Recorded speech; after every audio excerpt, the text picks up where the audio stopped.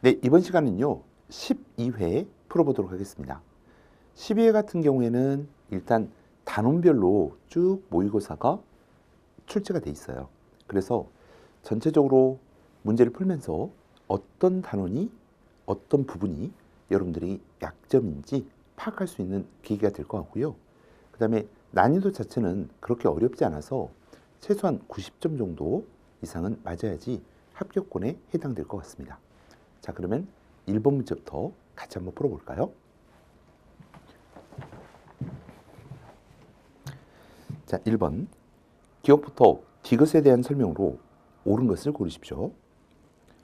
계급이 형성되고 군장이 부족을 통치하였다. 그러면 1번 설명 같은 경우에는 청동시대에 해당하는 내용입니다. 계급의 발생, 군장 국가의 형성. 다음 두 번째, 부족이 통합되어 왕이 등장하였고 부여, 고구려 등의 국가가 수립되었답니다. 이거는 이제 철기 시대로 넘어오면서 연맹왕국 단계에 해당하는 내용이 되겠죠.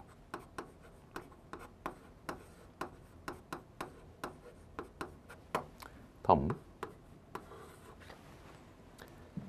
왕의 부자 상속제가 확립이 되고 율령이 반포되었대요. 이거는 고대 국가의 특징 중에 하나죠. 자, 그러면 이렇게 이제 정리를 해놓고, 첫 번째, 기억은 철기 문화를 바탕으로 해서 부족 국가로 성장하였다. 기억은 청동기 해당하니까 1번은 틀렸고요. 2번, 기억 단계에서 멸망한 국가로는 고조선이 있다. 고조선은 청동시대 군장 국가에서 시작을 합니다. 그리고 철기 문화가 유입이 되면서 연맹 왕국으로 발전하게 되죠. 그래서 고조선이 멸망한 시기는 연맹왕국 단계. 그래서 2번도 틀렸습니다. 다음, 니은 시기에 왕권을 뒷받침하는 천손 사상이 출현하였다.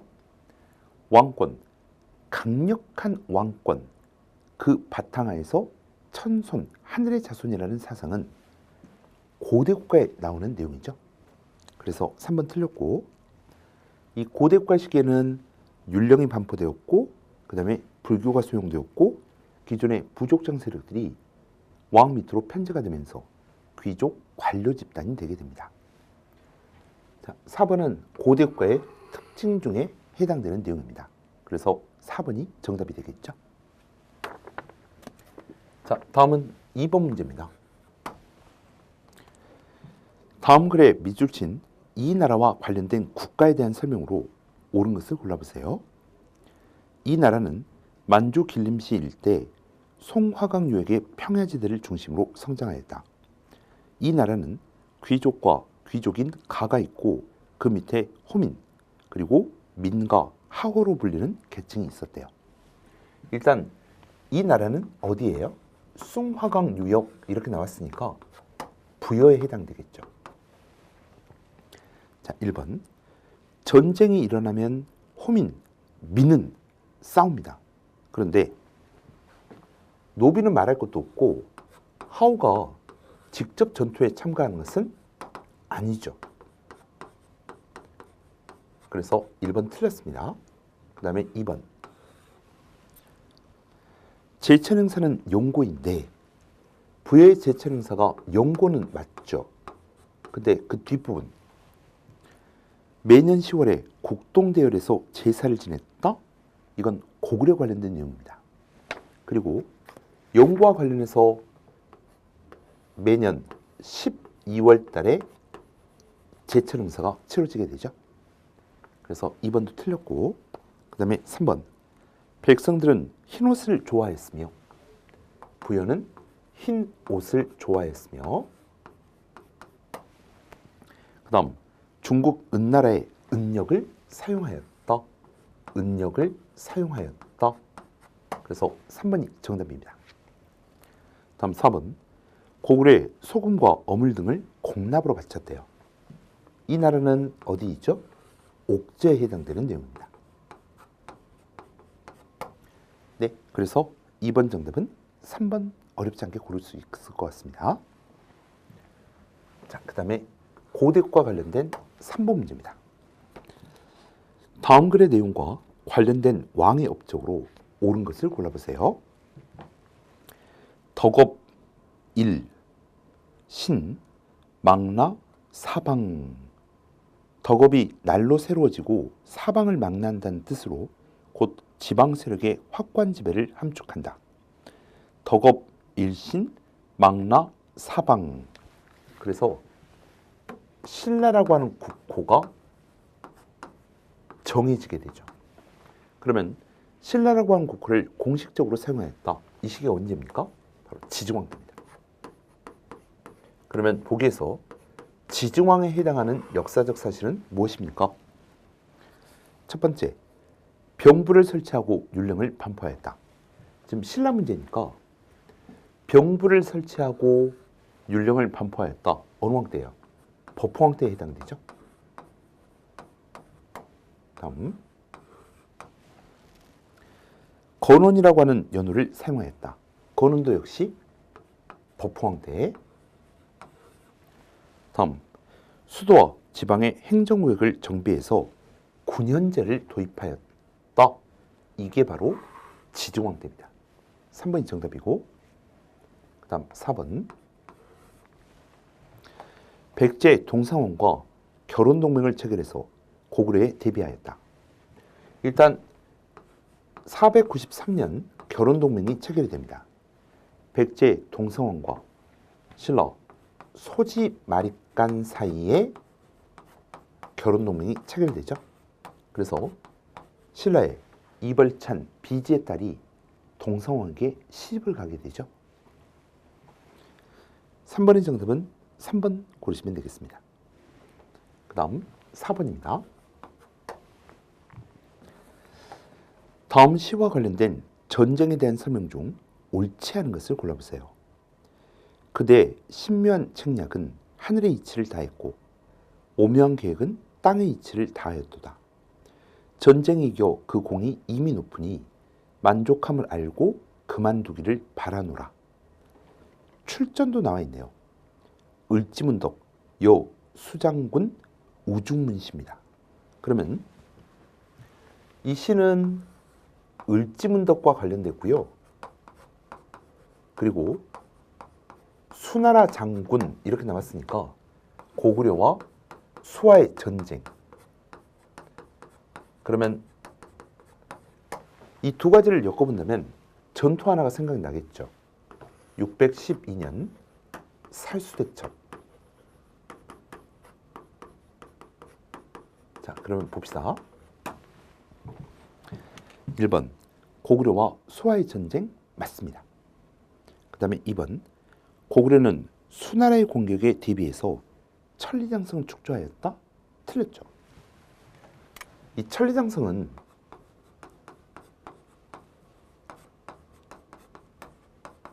자, 일단 위치를 생각해 본다면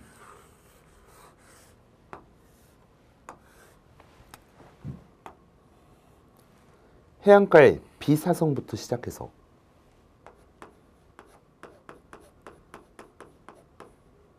그 다음 부여성까지 비사성부터 부여성까지 해당이 되죠. 그러면 천리장성을 축조한 게 언제부터 언제까지예요? 영유왕 때부터 시작해서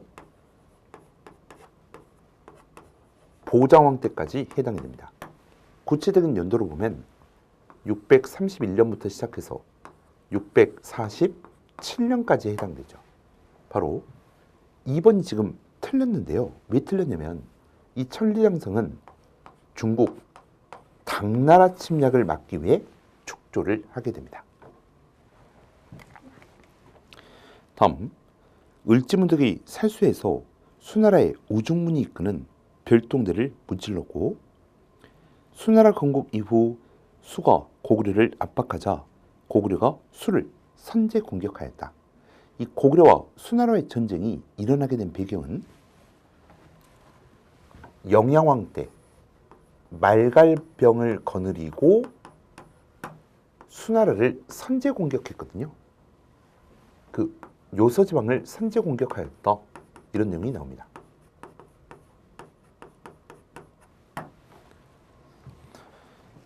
자, 다음은 5번 문제 볼까요? 민정문서에 제시된 토지의 종류에 대한 설명으로 옳은 것을 고르십시오. 자, 5번 문제 같은 경우에는 굉장히 간단한 문제죠. 내시령 답은 어떤 토지예요? 내시령이라는 관료에게 지급한 토지. 2번 촌주의 답은 어떤 토지입니까? 촌주에게 지급되어진 토지. 3번 연수유 답이 농민들이 호별로 경작하는 토지. 정답 3번. 다음 마전이라고 하는 것은 의생활을 위한 공동 경작지에 해당되죠. 그래서 5번은 간단하게 3번 고를 수 있을 것 같습니다. 그러면 한 가지만 더 물어볼게요. 지금 연수유 전, 연수유 답 이게 농민들이 호별로 경작하는 토지 이렇게 정리를 했었는데요. 농민호가 누군가로부터 받아 가지고 있는 밭과 논 이런 뜻이잖아요. 그래서 연수유전과 연수유답은 우리 성덕왕 때 정전 지급됐었잖아요. 그래서 정전으로 추정된다는 거.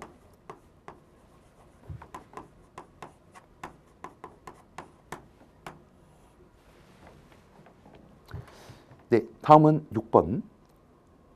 일본에 전래된 삼국의 문화가 아닌 것을 골라보세요. 첫 번째, 고구려의 담증이 종이와 먹의 제조 방법을 전해주었다. 맞죠? 다음 2번, 해관이라고 하는 승려가 삼눈종을 전파해서 일본 불교 발전에 큰 공을 세운 것도 맞습니다. 신라는 배 만드는 기술, 배 만드는 기술을 뭐라고 하죠?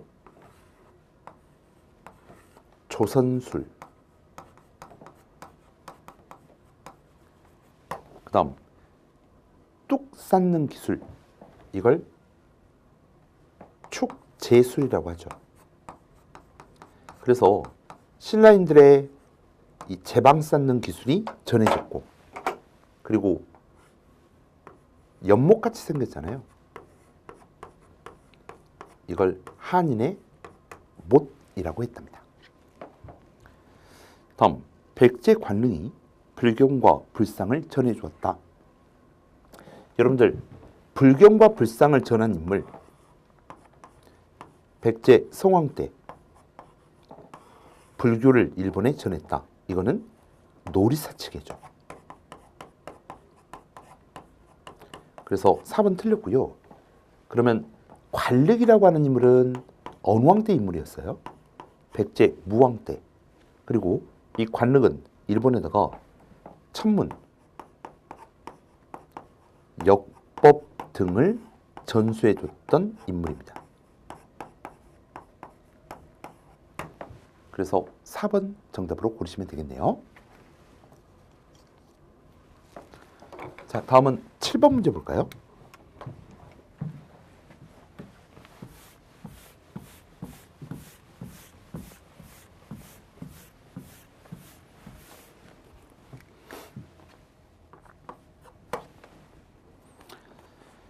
다음 내용의 정책을 실시한 왕의 업적으로 옳지 않은 것을 골라보랍니다.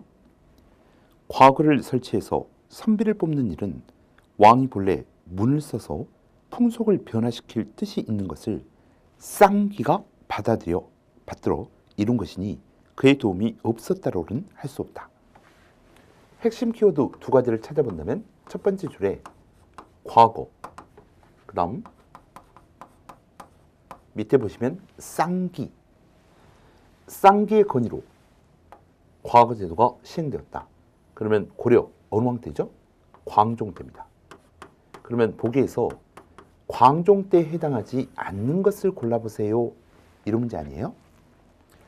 첫 번째, 노비안건법을 실시해서 호족들의 세력을 약화시키고 국가의 수입 기반을 확대하였다. 항상 과거 제도가 나오면 노비안건법이 따라 나오죠. 광종식의 왕권 강화 정책의 대표적 사례, 과거 제도 노비안건법. 1번 맞겠고, 그 다음에 2번, 백관의 공복을 사색 공복으로 정하게 되죠. 여러분들 고려시대 광종 때 만들어진 사색 공복의 색깔 어떻게 돼요? 자색, 단색, 비색, 녹색. 그래서 자, 단, 비, 녹. 다음, 주현 공거법을 실시해서 주현 단위로 조세와 공물을 거두었다. 이 주현 공거법이라고 하는 것은 현종 때 실시됐던 제도로서 지방 향리의 자제들도 과거 시험에 응시할 수 있게끔 법적으로 허용해 주는 제도입니다. 그러면 광종 때 주현 단위로 세금을 부과하는 제도, 이건 주현 공부법이죠. 공거법이 아니라 공부법. 그래서 3번이 정답입니다. 틀린 거니까. 다음, 국왕의 권위를 높이기 위해서 황제라고 칭하고 광덕이나 중풍이라는 독자적 연호를 사용했다. 광종식에 사용했던 독자적 연호, 광덕, 중풍. 그리고 이 광종식이에요. 개경을 뭐라고 불렀죠? 황도라고 불렀고, 서경을 뭐라고 불렀죠? 서도라고 불렀다는 것. 이것도 왕권 강화 관련된 내용입니다. 네, 그래서 이 문제 정답 3번 고르시면 되겠고요. 8번 문제 볼까요? 무신집권식의 정치기구와 기능이 연결, 바르게 된 것을 골라보십시오. 중방은 무신집권 시기의 초기 권력기구이긴 하지 인사행정기구는 아니죠. 중방이라고 하는 것은 원래 상장군이나 대장군들이 모여서 무신회의를 하던 기구였습니다. 무신정변 이후 무신들이 권력을 장악하게 되면서 중방이 정치의 핵심 기구로 성장한 건 맞는데 인사행정기구이다. 이 부분이 틀렸습니다. 다음 두 번째, 교정도감은 누가 설치한 최고의 권력기구죠? 최충원입니다. 다시, 교정도감은 최후 때가 아니라 최충원 때 설치했던 최고의 권력기구에 해당됩니다. 다음, 정방은 최후 때 만들어지죠. 이게 인사행정기구잖아요. 정방은 최후 때 만들어진 인사행정기구입니다. 다음, 경대승이 처음 설치한 군사기반이었던 도방, 경대승 때 사병집단이었죠. 그리고 최충원 시기에 도방이 부활되고 그 다음에 수적인, 그 다음에 어떤 기능적인 부분에서 확대되었습니다. 4번이 정답이 되겠습니다. 자, 다음은 9번 문제 볼까요? 고려시대 여성의 지위에 대한 설명으로 옳지 않은 것을 골라보세요. 여성의 사회적 진출에는 제한이 있었지만 가정생활이나 아니면 경제 운영에 있어서는 남성과 거의 대등한 위치에 있었던 거 맞죠? 2번, 이 고려시대 때는 두 가지가 가장 핵심적인 키워드 아니겠습니까? 부모의 유산은 자녀에게 골고루 분배되었습니다. 뭐죠? 균분, 상속.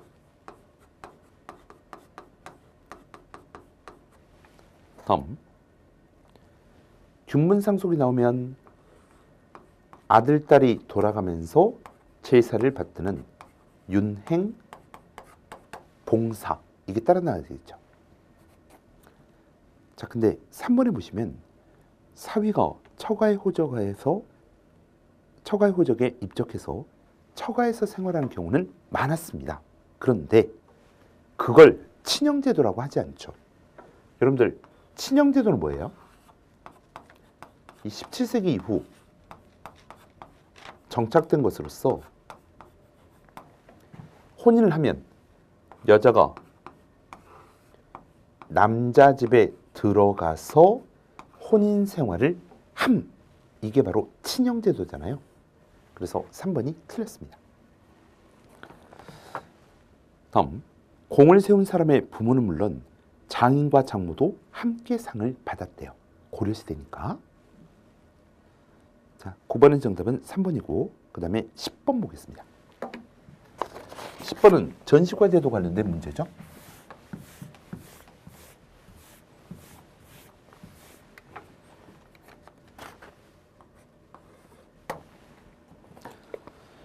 다음 중 고려의 전시과 제도에 대한 설명으로 옳지 않은 것을 골라보십시오. 먼저 시정전시과입니다. 역분전을 모체로 관직의 고하와 인품을 반영해서 전지와 시지를 지급하였다. 그래서 역분전이라고 하는 게 논공행상적 성격의 토지였잖아요. 객관적이지 않은 기준으로 토지를 지급했다는 겁니다. 그래서 시정전시과에도 역분전의 흔적이 남아있잖아요. 그게 바로 인품이었죠. 확인만 해볼게요. 시정전시과는 왕으로 본다면 어느 왕 때에 해당되죠? 경종 때. 시정전시과 경종 때.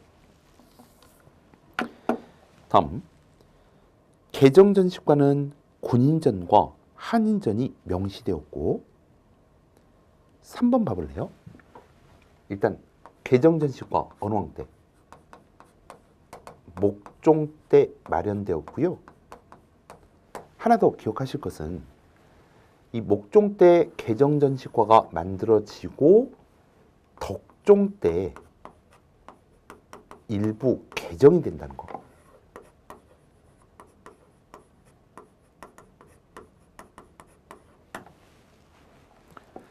다음 3번 경정전시과 나오죠?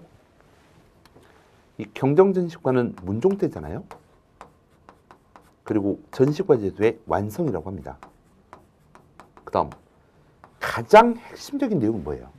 이 경정전시과 시기에는 현직 관료만을 대상으로 해서 토지가 지급되었다는 점입니다. 다시, 경정전시과 시기에는 현직 관료만 대상으로 해서 토지가 지급되었다는 거. 근데 전 현직 관리를 기준으로 이렇게 돼 있으니까 틀렸죠. 4번, 경정전시과 시기에는 공음전시가 법제화되었다. 맞는 지문입니다. 10번의 정답은 3번. 자, 다음은 11번 문제 볼까요?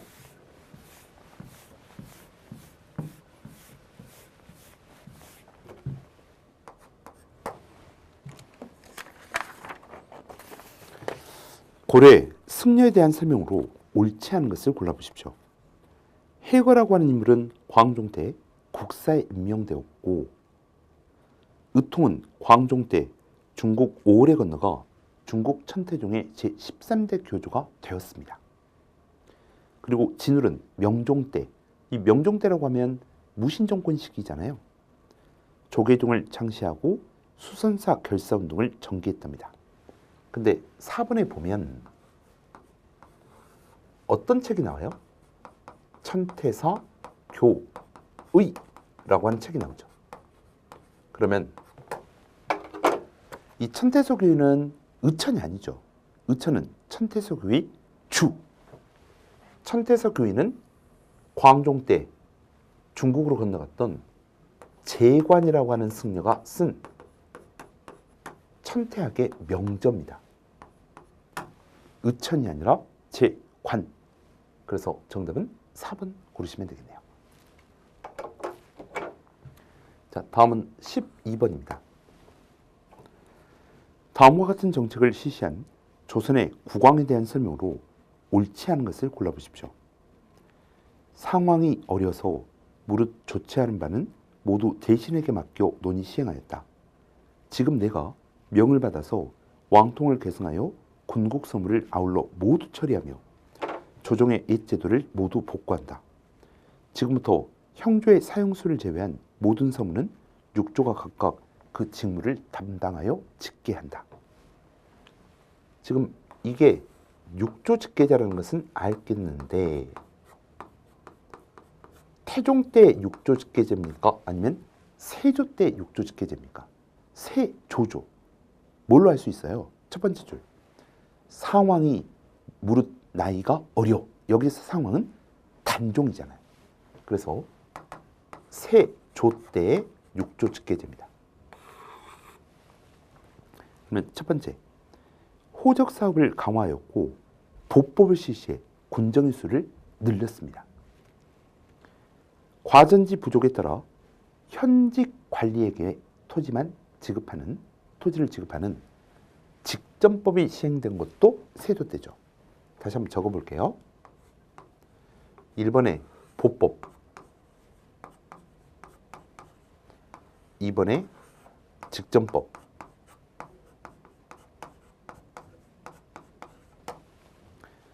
근데 홍문관을 두어서 관원 모두에게 경연관을 겸하게 함으로써 집현전을 계승하였다? 이건 어느 왕 때입니까? 성종 때죠. 그래서 3번이 틀렸고요. 그 다음에 4번. 강력한 왕권을 행사하기 위해서 통치체제를 육조 직계제로 개편하였다. 보법, 직전법, 육조 직계제로의 개편 전부 다 세조시기에 해당하는 거. 근데 3번 홍문관 이 내용은 성종 때에 해당하기 때문에 3번이 틀린 정답이 되겠습니다. 자, 다음은 13번 문제 볼까요?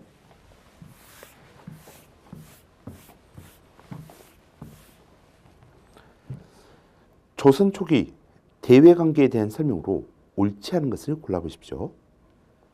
일본에 대한 강경책의 일환으로서 세종 때 쓰시마를 정벌하기도 하죠.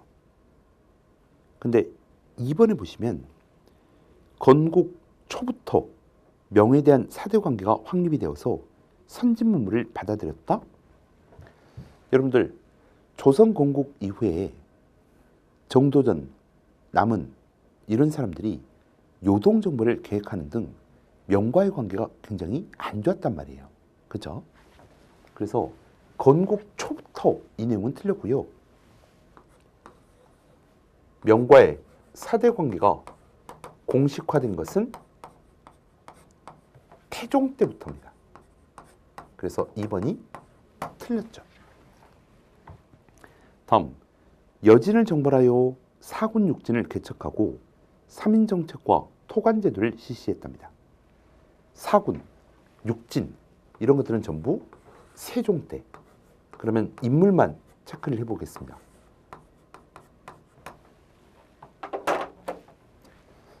사군을 개척하는 데 큰 역할을 했던 인물이 최윤덕.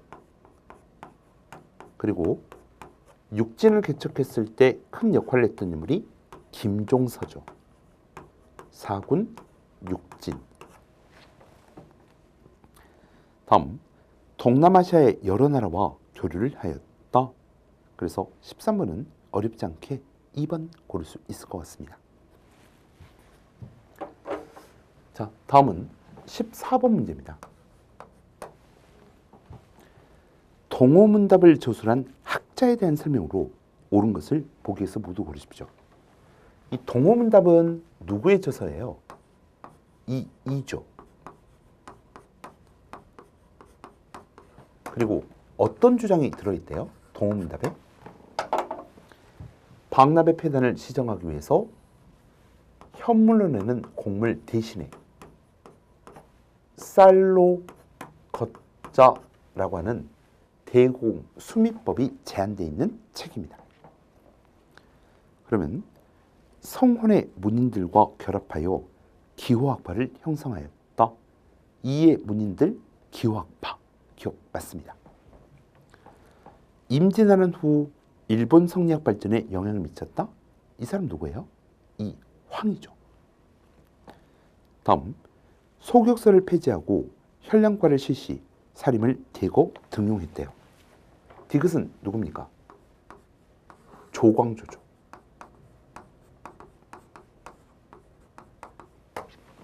다음, 경목요결을 편찬해서 어린 아이들의 수신서로 활용하였다. 일종의 성리학 입문서에 해당하는 책. 경목요결.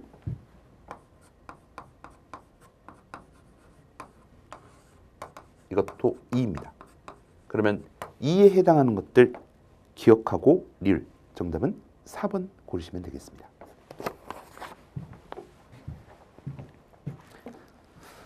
자, 다음은 15번인데요. 이제 15번 문제부터는 조선 후기사에 해당하는 내용을 보도록 하겠습니다. 자, 그러면 15번. 다음 사료와 관련된 왕이 실시한 정책이 아닌 것을 골라보십시오.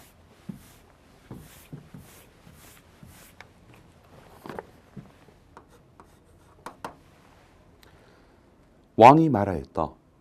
호포니, 결포니 모두 문제점이 있다. 이제는 포를 한 필로 줄이는 것으로 돌아갈 것이니 경들은 대책을 강구하라. 포를 한 필로 줄인다. 이게 뭐예요? 균역법이죠. 그러면 균역법은 어느 왕 때? 영조 때. 보기에서 영조식의 정책이 아닌 것을 고르십시오.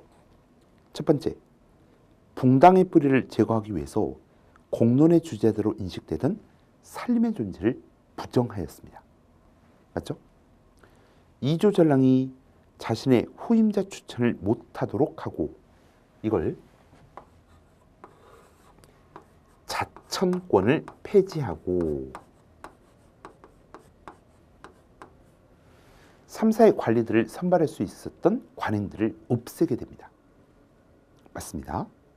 그리고 외고 노비들의 신공 부담을 줄여주기 위해서 노비 공감법을 시행하기도 하죠.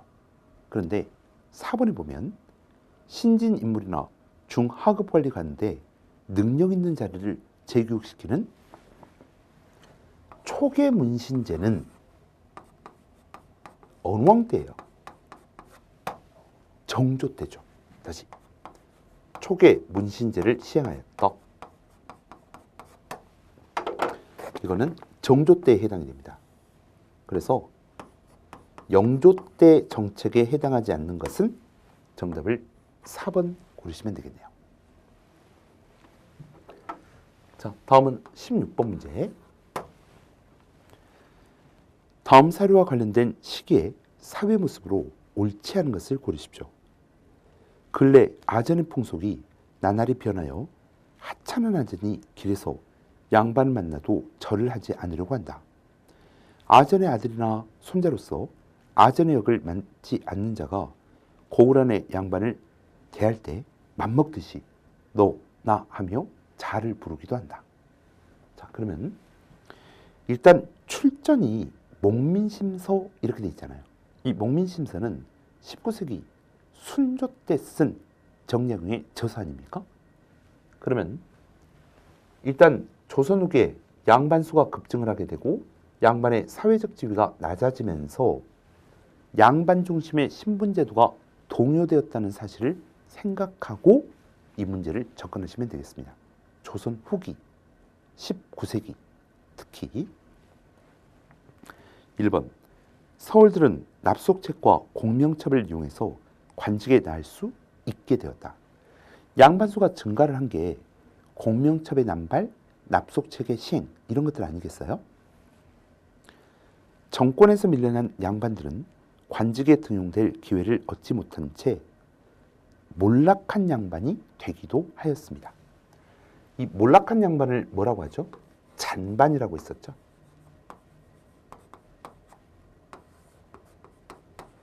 몰락 양반을 잔반이라고 했습니다.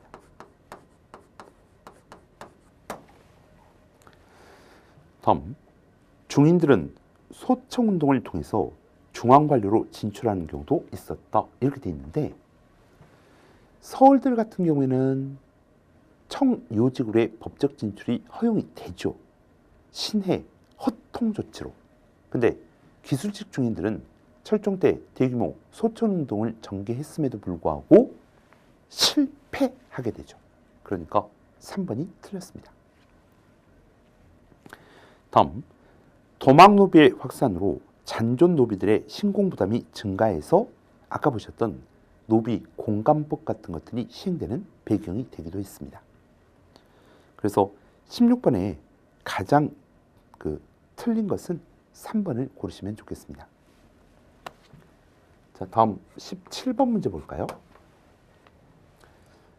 다음과 같이 주장한 인물이 실시한 정책으로 옳지 않은 것을 골라보십시오.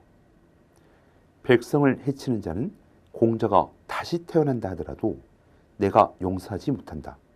하물며 서원은 우리나라의 선유에게 제사 지내는 곳인데 어찌 이런 곳이 도적이 숨는 곳이 되겠느냐라고 하면서 군졸들로 하여금 유생들을 해산시키고 한강 건너로 축출하였다. 자, 지금 보셨던 사료는 흥선대원군이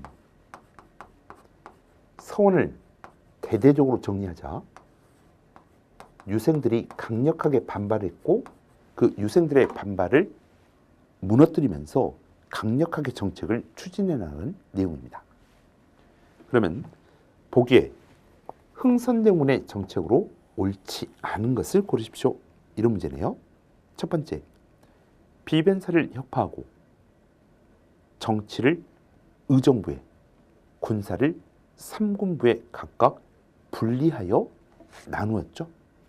비변사 혁파, 흥선대원군 업적 맞습니다. 두 번째, 대전 통편이라는 게 틀렸죠. 뒤에 있는 육전조례를 맞는데 이 대전 통편은 정조 때 편찬된 법전이고요. 흥선대원군 시기에는 대전 회통을 편찬하고 다시 흥선대원군 시기에는 대전 회통을 편찬하고 이것에 각종 시행세책을 엮은 육전조례를 편찬하였다. 이렇게 되겠죠.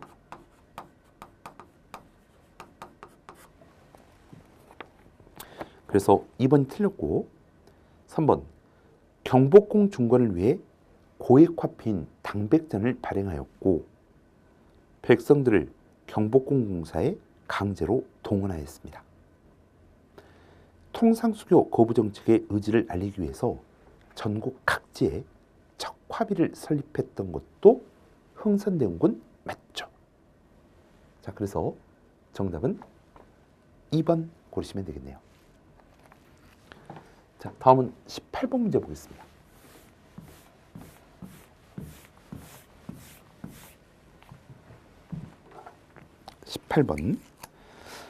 일제가 다음과 같은 조치를 취한 시기에 통치 방식에 대한 설명으로 옳지 않은 것을 골라보세요. 제1조 조선에서의 조선인 교육은 본령에 따른다. 교육은 교육에 관한 치거의 취지에 따라서 충량한 국민을 육성하는 것을 본의로 한다.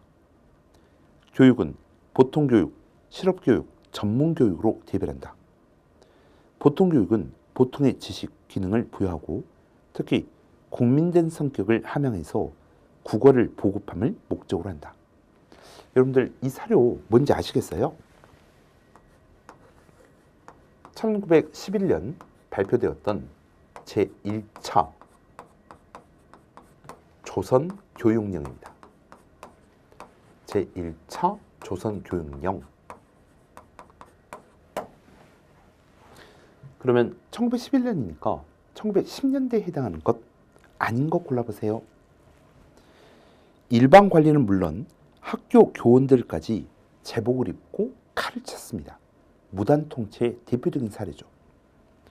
2번, 언론, 출판, 집회, 결사의 자유를 박탈당하고 수만 명의 인사가 투옥되기도 했습니다.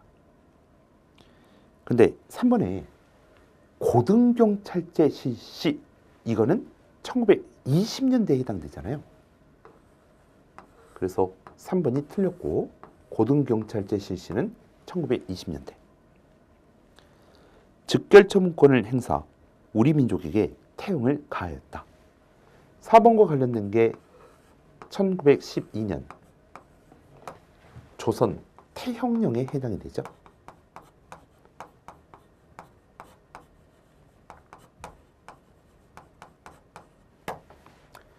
네, 18번의 정답은 3번입니다. 다음 19번 문제입니다. 다음 선언문과 관련된 역사적 사건에 대한 설명으로 옳지 않은 것을 골라보십시오. 민주주의와 민중의 공복이며 중립적 권력체인 관료와 경찰은 민주를 위장한 가부장적 전제 권력의 하수인으로 발벗었다. 민주주의 이념의 최저 공리인 그 다음부터 밑줄 선거권마저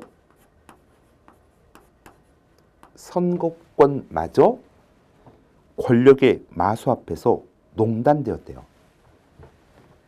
그러면 부정투표가 있었다는 거죠. 결국 부정선거를 의미하겠습니다.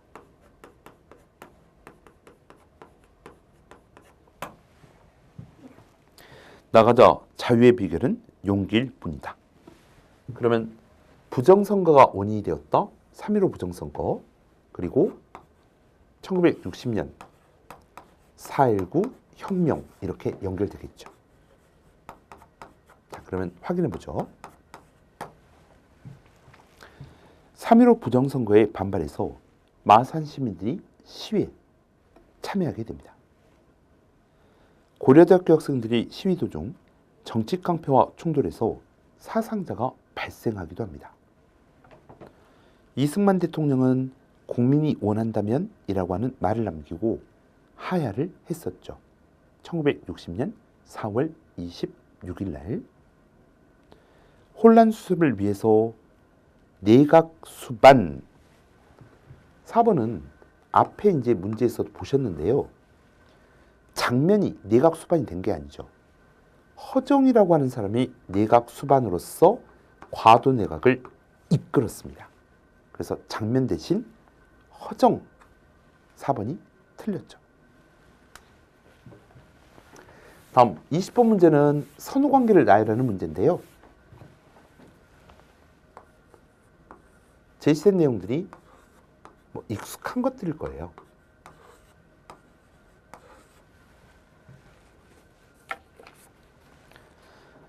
다음 현대사의 역사적 사실들을 순서대로 옳게 나열한 것을 고르십시오.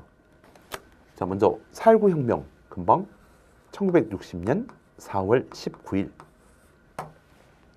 그 다음 6.29 민주화 선언은 87년 6월 민주항쟁의 결과 6.29 민주화 선언. 5.18 광주 민주화운동은 1980년 5월 18일이죠. 다음 유신체제가 1972년 10월 달에 유신헌법이 공포되면서 실질적인 유신체제가 시작이 됩니다. 순서 나열해 볼래요? 기억, 그 다음 리을, 디귿, 니은. 기억, 리을, 디귿, 니은. 정답은 2번 고르시면 되겠습니다. 자, 지금까지 여러분들은 이제 내용들을 다 보셨는데요. 일단 10회 이외 문제 같은 경우에는 어렵지 않은 문제들이 대부분입니다. 그런데 문제가 어렵지 않다고 해서 고득점만 나오는 것은 아니에요.